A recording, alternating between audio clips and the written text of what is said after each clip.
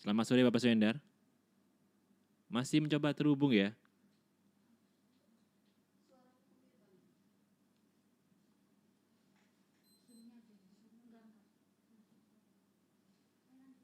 Selamat sore Bapak Suhendar.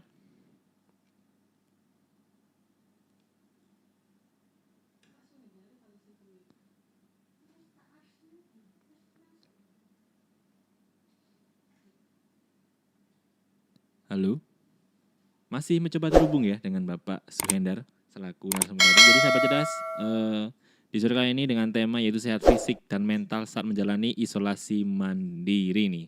Jadi sahabat cerdas bisa bertanya-tanya langsung bersama narasumber kita di sore kali ini langsung melalui live streaming kita di YouTube di Radio Suara Krisis. Selamat sore Bapak Suhendar. Selamat sore, Mas Kevin Chandra. Oke, selamat sore. Gimana kabar sehat ya Pak ya? Ya, alhamdulillah terjaga berkat doa dan dukungan teman-teman semua. Oke, alhamdulillah. Semoga selama masa PPKM ini semuanya sehat ya Pak ya. Amin, amin. Amin. Oke, nah sesuai dengan tema hari ini nih Pak, menarik ini ya, karena sekarang mungkin lagi zamannya orang itu lagi hobi, bukan hobi sih ya, orang banyak melakukan isolasi mandiri. Ya, Ya, isolasi mandiri. Nah ini mungkin bisa dijelasin sedikit nih terkait dengan tema hari ini yaitu sehat fisik dan mental saat menjalani isolasi mandiri. Gimana nih Pak? ya. Jadi gini, jadi arah dari perbincangan kita sore ini adalah bagaimana kita tetap bisa sehat baik secara fisik maupun secara mental ketika sedang atau harus melakukan isolasi mandiri di tempat masing-masing ataupun di tempat yang telah disediakan oleh pemerintah. Jadi di sini Mas Kevin, kita itu hendaknya harus bisa atau bahkan mampu untuk selalu mengkondisikan diri kita dalam keadaan yang fit, ya. Fit bukan hanya dalam keadaan sehat secara fisik, tapi juga fit secara mental. Karena apa? Kita ketahui bersama bahwasannya kesehatan mental itu sangat berpengaruh tinggi atau besar terhadap kesehatan secara fisik.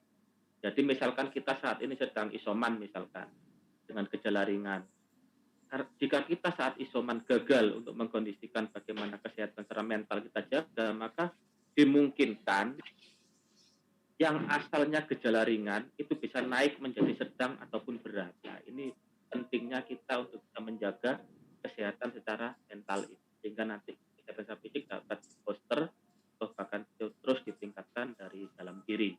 Itu Mas Kevin.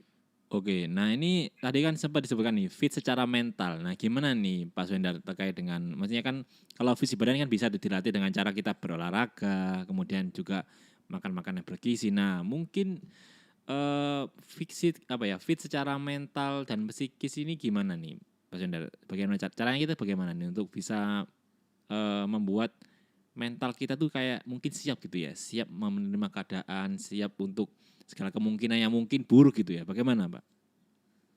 Jadi TikTok ini kan mengajarkan kita bagaimana kita bisa bersikap dari hilir yang paling awal ya, dari bahwasannya kesehatan fisik itu akan bisa terjadi atau akan bisa didapatkan ketika kita sanggup dan mampu menjaga kesehatan mental. Kesehatan mental sendiri adalah kesehatan secara pikiran. Jadi bagaimana kita mengkondisikan pikiran kita untuk tetap dalam keadaan positif dalam keadaan apapun. Karena apa? Ketika kita gagal mempositifkan pikiran kita, maka sudah pasti nantinya perkataan kita, perbuatan kita, bahkan nasib kita juga akan mengikuti dari pikiran kita sendiri. Kalau pikiran kita sudah positif, maka perkataan, perbuatan, dan akhirnya nasib kita pun insya Allah akan ikut positif. Karena kita pernah dengar bahwasanya Margaret Thatcher pernah mengatakan bahwasanya kalau kita menabur pikiran, maka kita akan menabur perkataan. Menabur perkataan, menuai perbuatan, menabur perbuatan, menuai nasib. Nah, ketika yang ditabur dari awal sejak di pikiran itu positif, maka dimungkinkan akan sangat besar kemungkinan kita untuk bisa menuai yang namanya nasib-nasib yang positif juga. Di sini lah makanya ketika kita sedang isoman itu kita berupaya dengan baik untuk menjaga kualitas pikiran kita agar senantiasa berada pada titik yang paling positif. mana? Ya dari pikiran-pikiran yang positif. Contoh, pikiran positif yang mana? Tadi saya juga sempat men-caption, jadi kalau kita mempelajari tentang tabel consciousness dari R. Hawking ya, bahwasanya kita itu dihadapkan pada dua frekuensi yang bisa bersifat power dan bersifat force. Jadi ada yang force itu kan pemaksaan ya, itu cenderung ke arah negatif, sedangkan yang power ini kekuatan cenderung ke arah positif. Nah, frekuensi terendah di tingkat positif ini adalah adanya keberanian. Jadi jika berani untuk menempuh ataupun menjalani apa yang sedang kita alami, itu sudah menjadi sebuah modal besar bagi kemungkinan cepatnya recovery terhadap tubuh kita. Dan akan bisa meningkat lagi ketika kita naikkan dari keberanian menjadi sebuah rasa penerimaan. Ya, di sini penerimaan melompat dua level ya. Itu akan lebih kuat juga. Jadi ketika kita sudah positif terjangkit corona misalkan, dan oleh pihak dokter, maka gejalanya rendah atau ringan, maka otomatis disarankan isolasi mandiri. Ditawarkan isolasi mandiri di rumah atau isolasi di tempat yang disiapkan pemerintah. Nah, kalau kita sebagai pribadi mampu mengelola emosi ini dengan penerimaan yang tinggi, maka disitulah muncul ketenangan jiwa. Dengan jiwa yang tenang, kita mampu berpikir tenang, berpikir positif, dengan rasa penerimaan tadi, ibaratnya ikhlas, maka disitulah awal recovery tubuh. Karena di situ nanti yang namanya imunoglobulin atau zat imun atau zat ketahanan tubuh kita itu dapat kita rangsang untuk tetap diproduksi secara optimal oleh tubuh. Karena kita tidak stres. Berbeda ketika nanti yang terjadi adalah kita stres, itu kita berada pada level frekuensi energi yang force ya, atau pemaksaan tadi, sehingga kita stres, tidak mampu menerima keadaan, sehingga dimungkinkan imunoglobulin kita pun akan tertekan ya, karena pada saat itu tubuh otomatis memproduksi hormon kortisol, hormon stres yang dapat menekan pertumbuhan zat atau hormon kekebalan tubuh. Nah, ketika kekebalan tubuh tertekan, tidak berkembang, otomatis kita akan semakin sakit. Kita juga wajib tahu loh ya, bahwasanya ternyata yang menyebabkan kematian itu bukan virus COVID-nya. Jadi sebagian besar kejadian di rumah sakit atau yang ada di lapangan saat ini adalah yang menyebabkan kematian adalah munculnya penyakit-penyakit bawaan yang terpicu oleh keadaan saat kita terserang COVID. Karena stres, ya, karena ketidakmampuan penerimaan kenyataan, sehingga akan memperparah gejala yang ada. Yang awalnya gejalanya ringan menjadi memberat karena terpicu oleh komorbiditas yang aktif, misalkan dengan diabetes, kemudian sakit jantung, sakit paru-paru, dan komorbid-komorbid yang lain yang dapat menyebabkan disfungsinya tubuh kita sehingga tidak berfungsi dan menyebabkan kematian. Itu Mas Kevin. Oke, berarti bisa dibilang kesehatan mental ini diperlukan ya Pak ya? Sangat Diperlukan penting. diperlukan selama masa mungkin ya kita masa pandemi Pak ya? Masa pandemi dan juga Ya, masa yang mungkin sahabat cerdas yang lagi di rumah atau siapapun yang mungkin punya saudara atau siapapun ya yang lagi isoman juga perlu disupport juga ya Pak ya? Perlu juga intinya diberikan motivasi tentunya ya demi juga untuk proses recovery tadi. Nah, namun ini juga gini Pak Iswendar, kita tahu sendiri karena sekarang mungkin bisa dibilang ya cukup agak mencekam ya karena hampir setiap hari kita tuh menerima kabar duka, hampir setiap hari. Bahkan satu hari pun bisa ada 5 orang yang meninggal atau bahkan juga lebih itu Pak. Nah itu biasanya kan kalau kita sebagai orang posisi yang nggak sakit nih ya, posisi yang nggak sakit tapi bisa jadi sakit itu. Nah itu gimana nih Pak Iswendar berarti cara ya, menanggulinya? ya.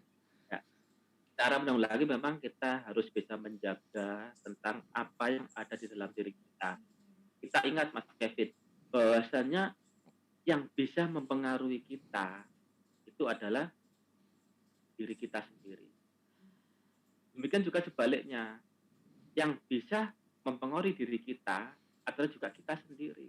Jadi pikiran kita, perkataan kita, perbuatan kita, itu semuanya mutlak kita sendiri yang mengendalikan. Ya, jadi bukan berita di luar, bukan perkataan orang, bukan perbuatan orang lain, dan juga bukan pikiran orang lain. Ya, jadi selama kita menyadari bahwasannya pikiran kita itu adalah kita sendiri yang bisa menentukan. Kita mau mikir apa, mau bicara apa, mau berbuat apa, itu kita sendirilah yang menentukan, bukan orang lain. Orang lain tidak akan mampu. Nah, terus kenapa? Kok kenyataannya kita itu sering terbawa, ya kan? Sering merasa terhanyut oleh keadaan di luar. Ya. Karena kita masih belum mampu untuk menjaga agar pikiran kita ini bahwasanya diri kita sendirilah yang harus menjadi tuan rumah atas pikiran kita. Nah, ini yang harus kita munculkan mulai saat ini juga. Bahwasanya apapun yang terjadi di luar sana, itu tidak akan berpengaruh pada diri saya. Pikiran saya, perkataan saya, perbuatan saya adalah semua terserah saya.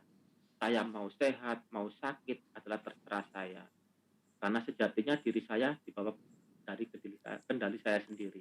Itu yang harus kita mantapkan pada diri kita, sehingga apapun yang ada di luar sana, baik ketika baca WA, lihat Facebook, lihat status di mana-mana, baca koran, lihat televisi, itu semuanya sebatas informasi yang berjalan aja, ya kan?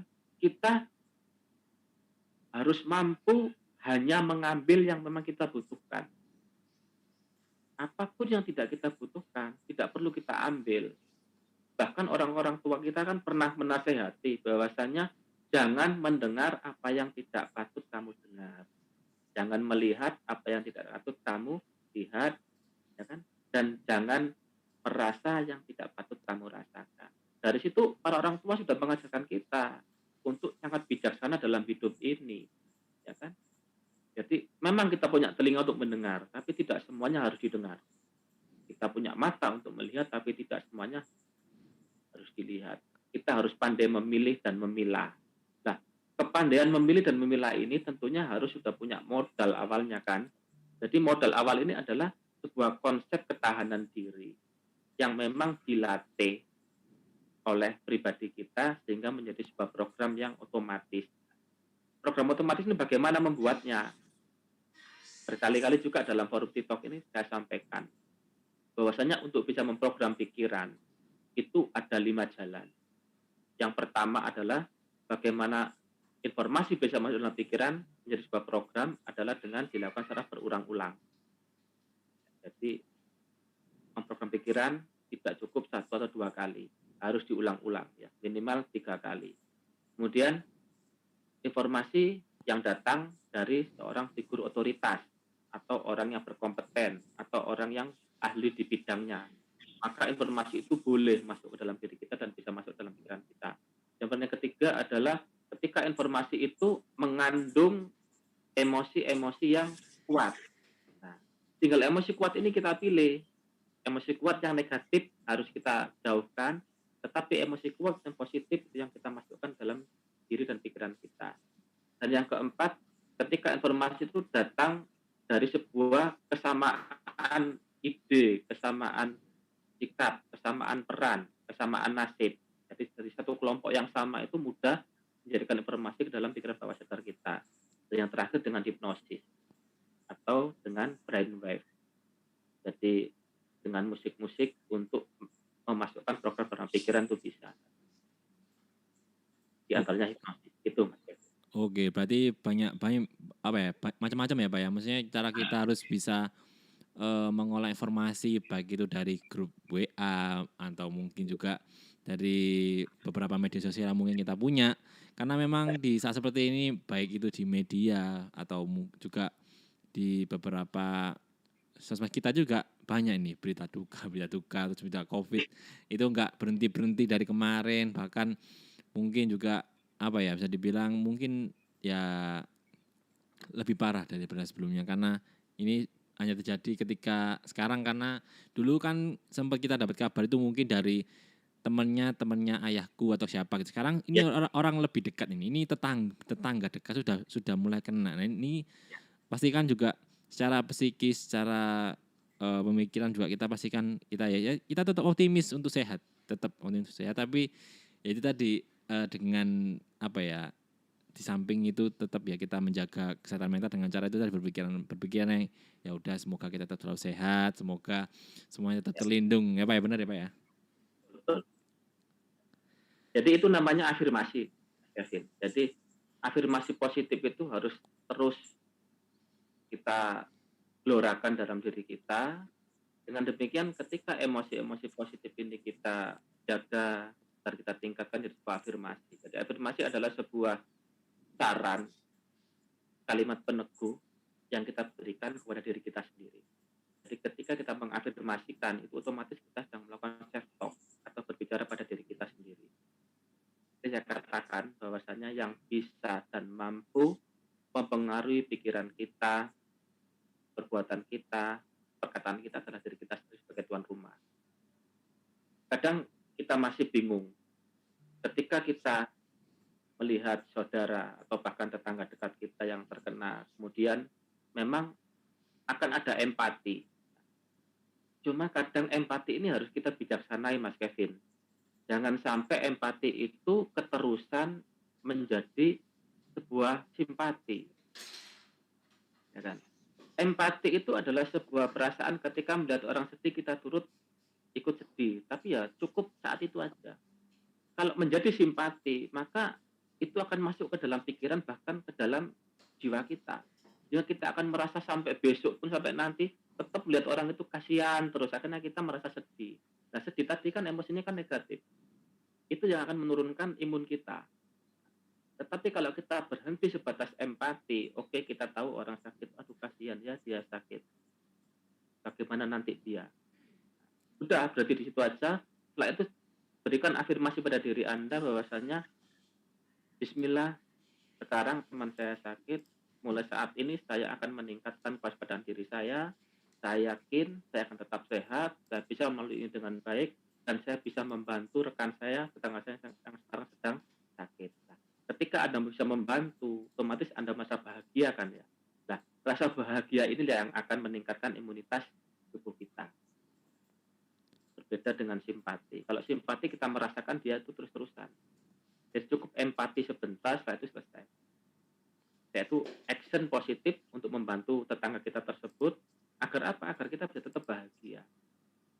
Demikian juga ketika nanti tetangga kita memberat misalkan, bahkan sampai naudzubillah min dzalik tidak berumur panjang, ya tetap saja kita tetap harus bisa penerimaan tadi, ikhlas dan bersyukur.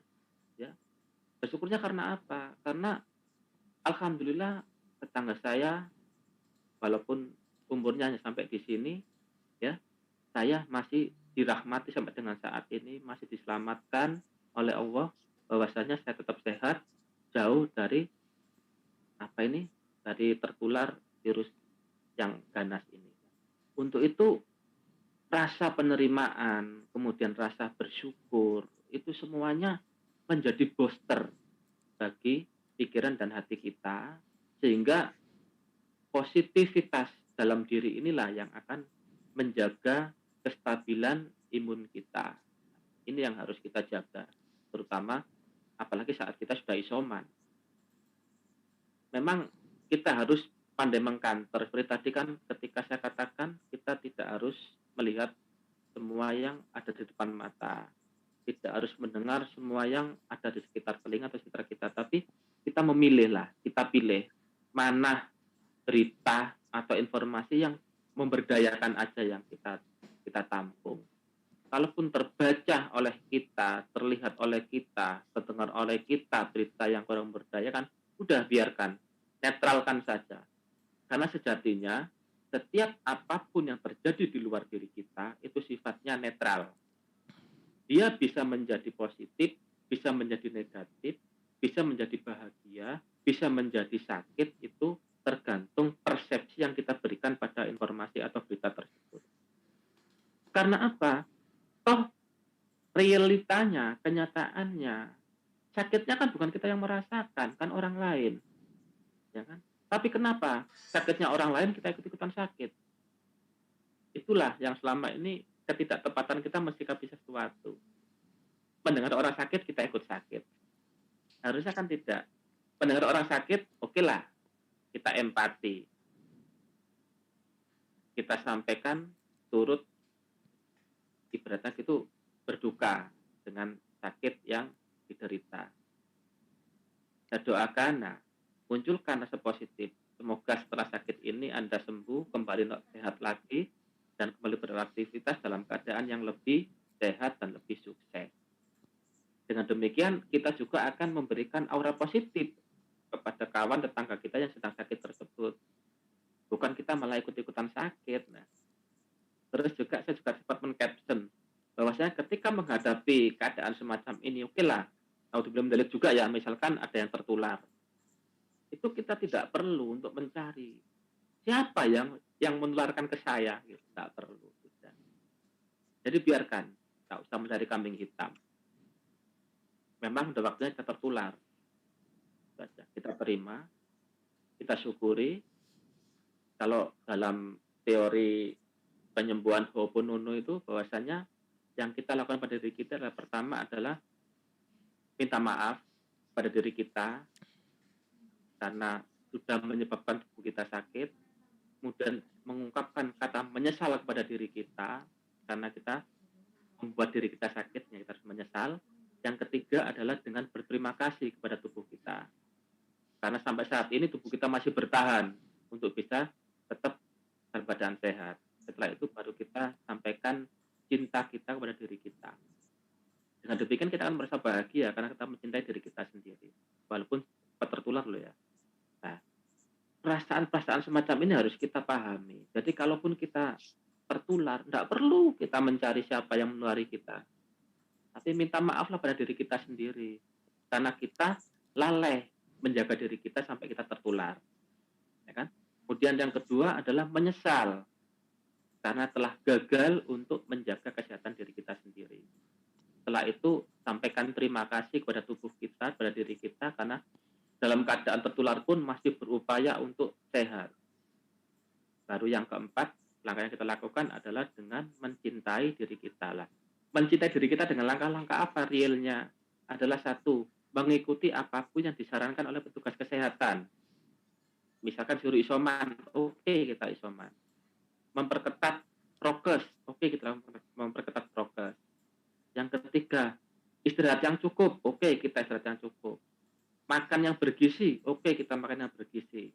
Berikutnya, olahraga teratur, oke kita olahraga teratur. Itu bukti kita mencintai diri kita. Nah, ketika 4 fase ini sudah kita lakukan, maka saya yakin, punya keyakinan tinggi, penyembuhan itu akan sangat cepat terjadi pada diri kita.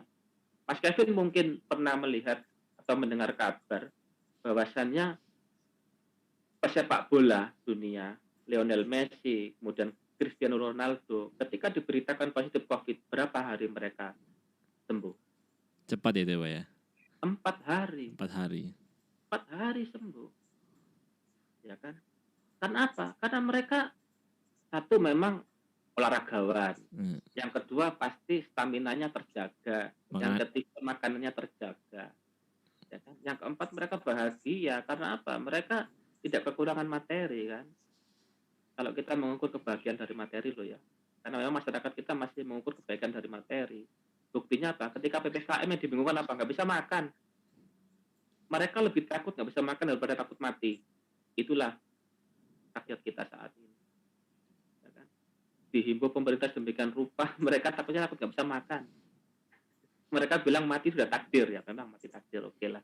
Tapi kalau sudah berkata mengenai bagaimana pencegahan wabah, memang kita wajib merefleksikan pada diri kita masing-masing. Memang ada yang kurang pas di tengah-tengah masyarakat kita yang harus kita edukasi bahwasannya keselamatan bersama lebih penting daripada sebuah kemakmuran atau sebuah pencapaian duniawi. Makanya kan negara kita, Bapak Presiden dan Bapak-bapak di pemerintah yang lain juga sudah berupaya dengan kuat bagaimana melindungi segenap bangsa Indonesia ini. Jadi PPKM juga sudah kebijakan yang mutlak yang memang harus kita ikuti. Mohon maaf kalau saya agak membawa ke PPKM, karena memang ini sebuah rentetan peristiwa. Iya, jadi, kondisinya kayak sama ini Pak ya. Iya, jadi kita berbicara bahagia itu Dengan langkah apa sih kita bahagia itu ya? Jadi bahagia itu bukan karena materi. Justru kita bahagia ketika kita bisa mensyukuri apapun yang ada pada diri kita saat ini, ya kan? Sekarang kita masih sakit isoman, alhamdulillah kita terima, bahagia. Iso kita isoman karena memang gejalanya ringan. Berbeda dengan yang harus masuk ICU, yang berbeda dengan yang masuk di gawat darurat. Itu baru yang bisa membuat kebahagiaan kita agak tersamarkan. Tetapi di ICU pun tetap harus bahagia. Karena apa? Kita masih tempat tertangani, ya kan? Tidak sampai kehabisan nafas di perjalanan atau bahkan kehabisan nafas di rumah. Nah, bahagia itu sebenarnya sederhana. Bahagia adalah mensyukuri apapun, menerima apapun yang sekarang kita miliki. Dan kita optimalkan yang kita miliki tersebut untuk merecovery diri kita. Gitu Mas Kevin. Oke, kadang orang itu juga lupa ya Pak ya, masih lupa dalam artian kebahagiaan itu ya tadi benar tadi kebahagiaan mungkin nggak dihitung dengan materi, namun ya beberapa masyarakat kita itu ya pastinya kan butuh penghidupan ya Pak ya, pastinya kan apalagi kan dengan kondisi ekonomi yang kita sangat macam-macam ya, baik itu yang ya mohon maaf ya dari yang level atas menengah sampai ke bawah itu kan kita masih dalam ekonomi yang mungkin heterogen gitu Pak ya, heterogen dan Ya, macam-macam. Dan pasti setiap penerimaan itu juga berbeda-beda. Nah, ya pasti kan adanya apa ya sebenarnya kesenjangan itu ya. Kesenjangan sosial ini membuat akhirnya masyarakat kecil itu mengatakan bahwa ya selama pandemi ini mereka hidup ya untuk makan, untuk biaya sekolah segala macem. Apalagi betul. belum kalau anaknya yang sekolah daring terus kemudian belum gak punya HP, gak punya laptop, terus harus gimana gitu kan? Ini juga repot, ini juga permasalahan kita bersama karena masalah kita itu bisa dibilang secara mental ini masih apa ya? Bisa dibilang diukurnya masih dalam hitungan materi gitu, bener Pak ya? Maksudnya Ya, apapun itu dinilai dengan materi. Pokoknya selama materimu banyak, insya Allah hidupmu bahagia. Nah itu yang mungkin yang mungkin kurang tepat ya Pak ya, bener Pak ya? ya padahal kita kita pun harus ingat berapapun uang yang kita miliki, berapapun materi yang ada pada diri kita. Tapi kalau kitanya sakit, apa kita bisa merasakan itu semua? Kan gitu aja untuk mengkanter pendapat-pendapat semacam itu. Jadi semuanya itu harus balance, harus seimbang. Kita bekerja, tidak istirahat, tidak berhenti-berhenti. Demi mengejar apa? Cuan atau uang. Saya terkumpul untuk siapa uang itu? Kalau ternyata kita sakit, otomatis kan hanya bayar rumah sakit dan untuk beli obat. Bagaimana kalau kita kerjanya santai, dapat berapapun disyukuri, tapi kita sehat. Walaupun hanya mampu beli nasi satu piring sehari, tapi bisa kita nikmati. Pikiran kita kendalikan sendiri. Melihat orang bahagia, kita ikut bahagia. Kan sudah, simple bahagia itu. Cuma kadang kita tuh masih banyak kok. Setelah kita ini mungkin ini pendapat pribadi saya salah atau benar ya. Kadang orang-orang itu aneh. Mereka sedih melihat orang bahagia, dan mereka bahagia melihat orang sedih. Lah ini yang harus kita rubah Nah juga. ini benar-benar. Jadi hendaknya kita itu bahagia melihat orang bahagia dan tetap bahagia melihat orang sedih. Karena apa? Kita sedang menghibur mereka. Jadi empati itu harus proporsional. Jangan sampai empati itu kita kebablasan sehingga bersimpati terus menunjukkan kita senasib sepenanggungan. Enggak apa-apa bro, aku yo podo. Kan gitu kan bukan begitu sebenarnya. Harusnya kan, oke bro, memang berat di posisimu, tapi yakinlah, kan gitu kan. Buat mereka yakin, tapi yakinlah di balik ini semua akan ada hikmah yang bisa sampean rasakan. Saya juga pernah kok seperti ini dan mungkin lebih parah dari sampean gitu. Tapi dengan gagah, dengan penuh semangat saya lalui itu semua dan sekarang seperti ini. Sampean pengen tahu bagaimana caranya, ayo saya ajari. Kan begitu saja sebenarnya. Tidak perlu tambah di perdalam kesedihan teman kita itu atau tetangga kita itu. Dengan apa? Memberikan gambaran-gambaran sakit yang lebih parah. Oh, sampai harus isoman. Sampai harus isolasi di dalam rumah. Tidak boleh kemana-mana itu. Nah, tambah tertekan kan itu. Iya betul. Jadi harusnya kan nggak apa-apa, enak kan diberi waktu istirahat oleh perusahaan, oleh kantor, 10 hari, bahkan 13 hari di rumah. Nanti di rumah bisa memperhatikan rumahnya, cuman ketika di rumah tetap loh ya istirahatnya yang cukup, makannya yang teratur, yang bergizi, kemudian olahraga ringannya tetap dilakukan, walaupun nggak bisa lari-lari ya jogging aja di rumah, pintu-pintu dibuka, sirkulasi udaranya lancar, ya kan, biar cahaya mataharinya masuk, kan gitu. Jadi berikan petunjuk pada teman yang sedang isolasi agar dia bisa tetap tetap apa itu, keluar dari tekanan dirinya. Dengan demikian, isoman yang bisa membuat fisik dan mental kita semakin sehat itu benar-benar dapat kita rasakan, kita dapatkan. Kita berposisi sebagai si isoman atau berposisi sebagai tetangga yang sedang isoman. Jadi pikiran kita memang harus kita arahkan untuk bisa ya, mempengaruhi diri kita dan lingkungan sekitar kita agar tetap positif. Dengan demikian, usaha-usaha yang akan kita lakukan juga dapat kita rasakan manfaatnya dan juga dimanfaatkan oleh orang lain. Oke, luar biasa. Jadi penjelasan dari Pak Swendra ini juga intinya kesehatan mental itu diperlukan selama isoman ya Pak ya? Bukan selama isoman, tapi selama pandemi ya.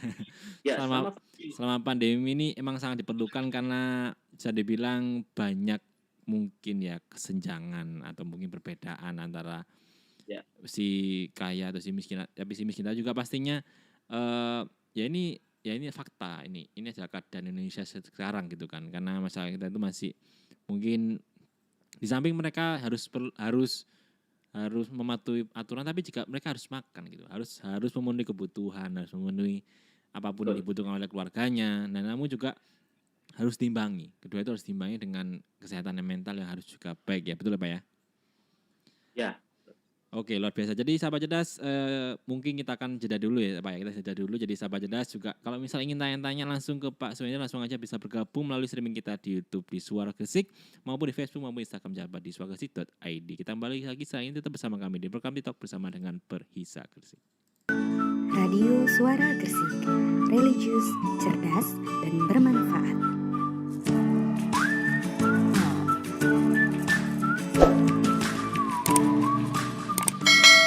Baik sahabat cerdas, kembali lagi bersama Kevin di program TikTok bersama dengan Perisa Gresik. Masih bersama Bapak Swenda di sini ya. Selamat sore Bapak. selamat sore Mas Kevin. Oke. Nah, kita akan lanjut ngobrol lagi bersama dengan Pak Swenda di sini ya. Pak, ini ada pertanyaan dari YouTube nih Pak ya. Ada dari Ginanjar nih ya. Ginanjar dari Manuan ini bertanya terkait dengan kesehatan mental kita kan. Ini ya, pertanyaan gini Pak, bagaimana cara kita menerima kondisi orang yang memiliki kondisi yang berbeda dengan kita? Misal nih, kan kalau isoman ini kan ya bisa dilakukan sama siapa aja gitu Pak ya. Bisa aja, siapa saja yang terjangkit COVID-19. Nah, ini berbeda dengan misal nih yang kena COVID ini orang kaya gitu Pak. Ya. Orang kaya gitu kan ya. Orang kaya yang mungkin memiliki ya fasilitas yang mumpuni lah ya.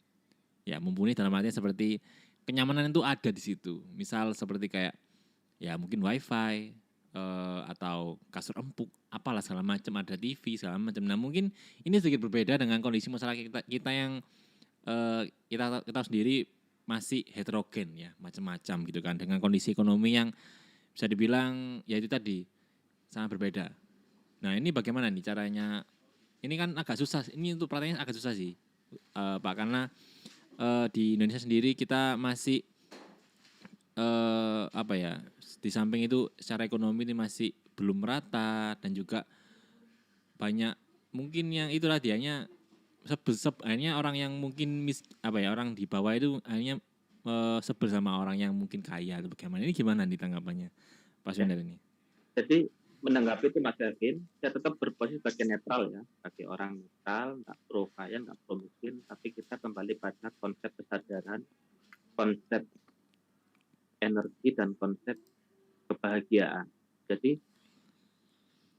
tadi sudah kita singgung sedikit bahwasanya konsep kesehatan dan konsep energi itu juga bisa selaras menunjukkan hal yang sama untuk mendukung kinerja organ kita, kinerja pikiran, memberikan kinerja pada tubuh dan nasib kita. Jadi baik kaya ataupun miskin, memang semuanya harus bahagia sebenarnya. Tinggal kita sekarang memparadigmai bahagia itu apa sih?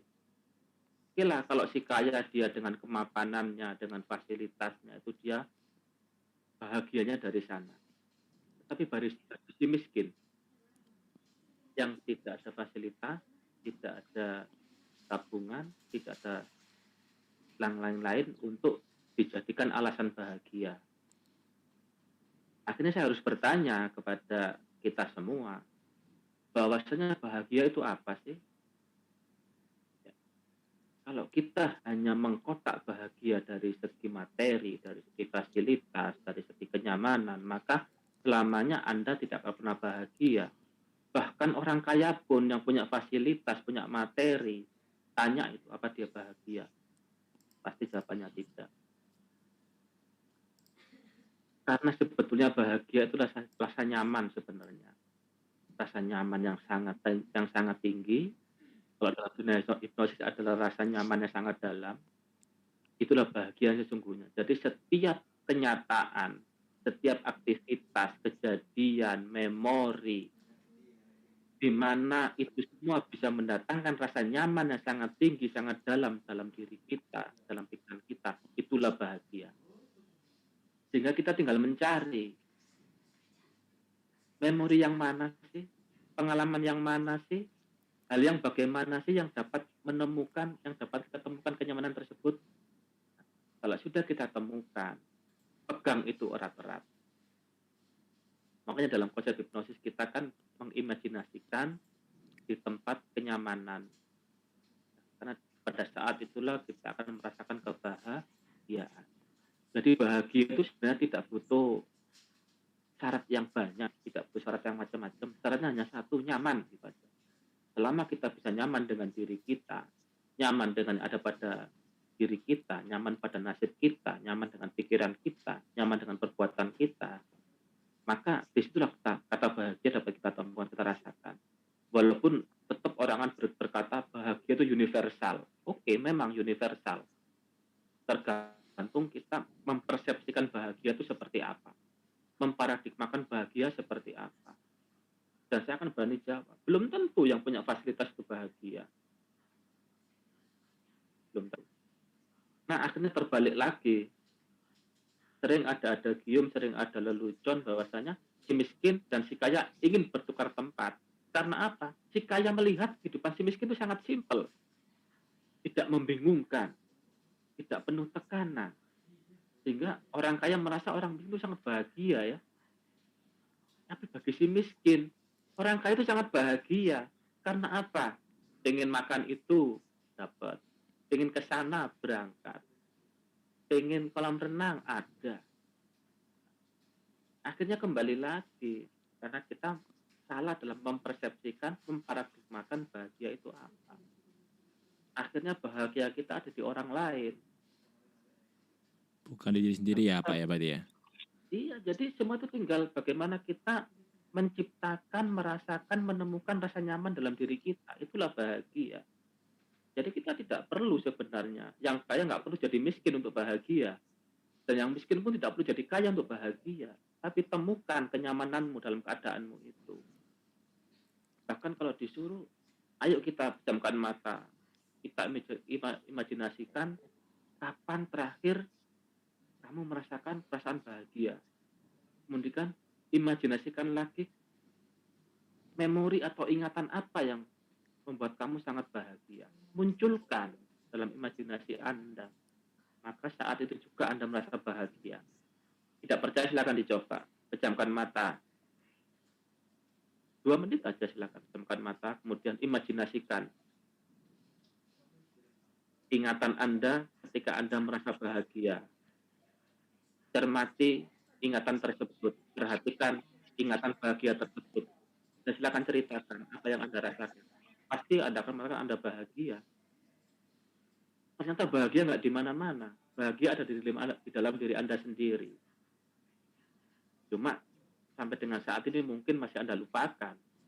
Karena Anda masih melihat kebahagiaan orang lain. yang kebahagiaan tersebut adalah justru semu. Seperti saya katakan tadi, orang kaya itu melihat si miskin itu bahagia karena si miskin itu simpel hidupnya, ya kan? Nggak mikir kapan kehabisan listrik. Nggak mikir cicilan ya Pak ya.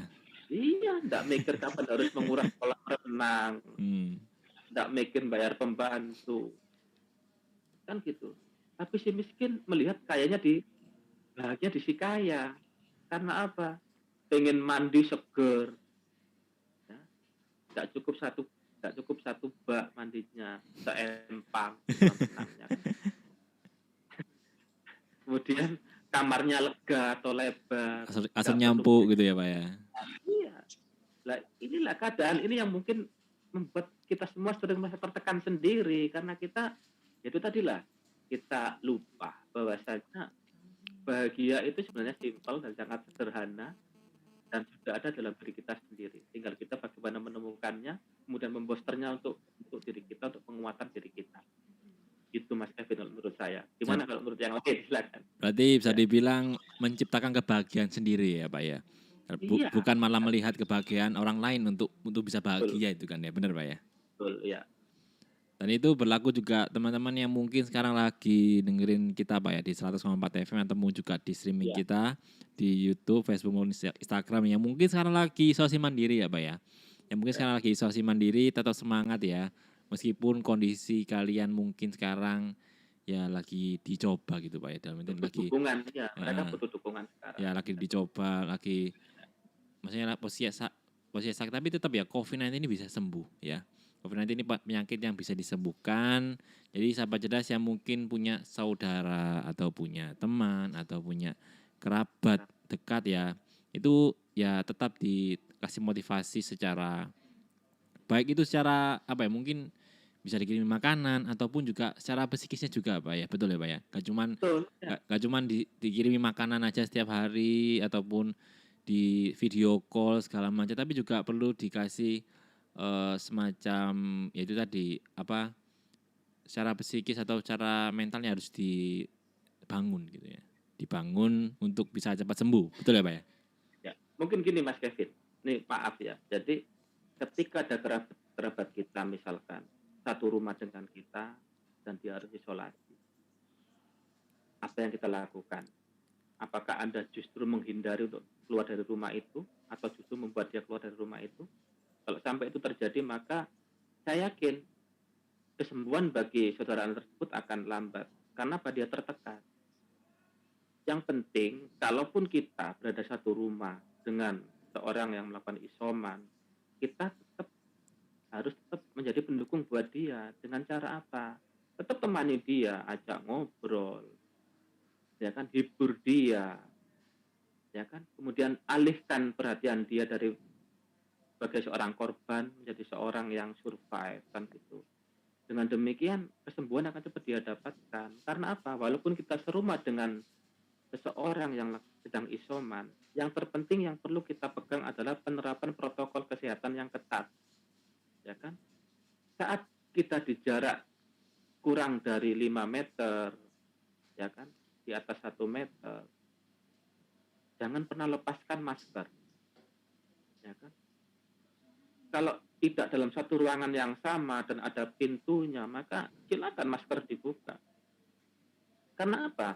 Petunjuk WHO pun itu kan jelas bahwasanya penularan melalui droplet, ya kan. Jika dua orang ini berada dalam satu ruangan yang sama dalam jarak kurang dari 1 meter, kedua-duanya tanpa masker, apabila satu orang itu dalam keadaan terinfeksi COVID, maka dia menjadi penular, kan gitu. Dan Anda akan rawan tertular. Dan pasti akan berbeda ketika Anda pakai masker, dia juga pakai masker.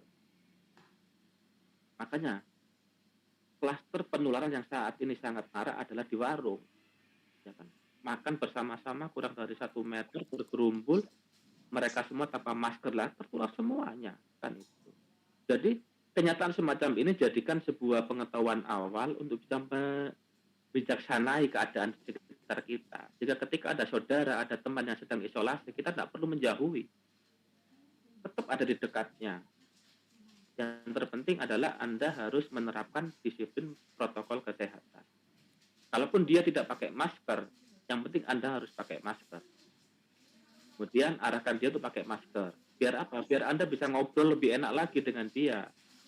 Dengan bisa ngobrol, bisa bergurau, bercanda, dia akan teralihkan fokusnya dari fokus sakit menjadi fokus yang bahagia. Sehingga imun mereka akan cepat tumbuh dan berkembang untuk bisa melawan virus yang menggerogoti dirinya tersebut. Ini kalau saran dari saya, dan semoga bisa diterima. Oke, Oke, luar biasa nih ya Pak Sunda. Jadi kesembuhan penyakit apapun ya Pak Sunda, gak cuma COVID tapi juga penyakit apapun itu bisa disembuhkan dengan dengan menumbuhkan imun melalui kesehatan mental ya. Melalui kesehatan mental, Iya, melalui motivasi, berpikiran yang positif, sembuh akhirnya bisa menambah itu ya, menambah kesempatan untuk hidup iya, gimana ya, menambah jangka waktu umur kita itu yang penting ya Pak ya, bener ya. Dan mungkin untuk di akhir segmen ini Pak Swendar, kita nggak kerasa ini udah ngobrol kurang 5 menit ya, menuju jam 4. Nah ya, kira-kira apa yang mau disampaikan nih Pak Swendar kepada seluruh sahabat cerdas di rumah ataupun yang mungkin sekarang lagi isoman di rumah ini Pak, monggo. ya. Baik, untuk rekan-rekan pecinta Radio Suara Gresik, para pendengar, jadi bagaimana kita bisa tetap sehat, baik fisik maupun mental di era pandemi, bahkan ketika dalam isoman, maka yang terpenting adalah kita mengingat adalah pikiran kita harus kita jaga tetap positif. Apapun yang terjadi pada diri kita harus mengkondisikan pikiran kita tetap positif. Karena pikiran kita hanyalah kita yang bisa untuk mengendalikannya. Tidak dikendalikan oleh orang lain, tidak dikendalikan oleh informasi-informasi yang berseliweran sekitar kita. Kalaupun kita mencari informasi, maka carilah informasi yang hanya positif. Dan ketika Anda menemukan informasi yang negatif, jadikan itu hanya sebagai ilmu pengetahuan, bukan sebagai untuk diingat-ingat apalagi dipikirkan. Kemudian yang berikutnya adalah jaga pola makan Anda. Jadi di era-era saat ini memang banyak mengatakan era pancaroba. Sehingga kita mudah sekali untuk drop stamina kita karena memang antara dalam dan luar tubuh kita ini ada perbedaan suhu yang sangat signifikan. Ya. Pagi dingin sekali, malam dingin sekali, tapi siang panas sekali. Itu buat kita mudah untuk drop. Sehingga kita jaga makanan kita. Ya. Makan yang bergizi, yang tinggi protein. Kemudian berikutnya adalah bagaimana kita beraktivitas. Jadi jangan sampai kita kekurangan olahraga. Walaupun olahraga ringan dengan cara berjalan kaki ataupun jalan di tempat, silakan. Yang penting punya hitungan waktu yang tepat sehingga kebutuhan olahraga kita tercukupi dalam berbagai bentuk kegiatan yang Anda lakukan. Dengan demikian, walaupun kita sedang isoman, sedang dibatasi pergerakan kita oleh pemerintah, tapi kita tetap sehat baik secara fisik maupun secara psikis dan mental. Jika kesehatan mental kita mampu kita jaga dengan baik, maka kesehatan fisik kita pun akan ikut terjaga dengan baik. Begitulah yang harus kita rasakan saat ini. Oke, yang penting jaga kesehatan mental dan juga pastinya jaga protokol kesehatan. Betul ya Pak ya? Siap. Betul. Oke, nah terima kasih juga Pak Swendar sudah bergabung di sore kali ini. Semoga teman-teman dari Perisa juga sehat semuanya ya Pak ya. Semoga bisa tetap menjaga protokol, tidak berkerumun dan juga pastinya menghindari makan bersama.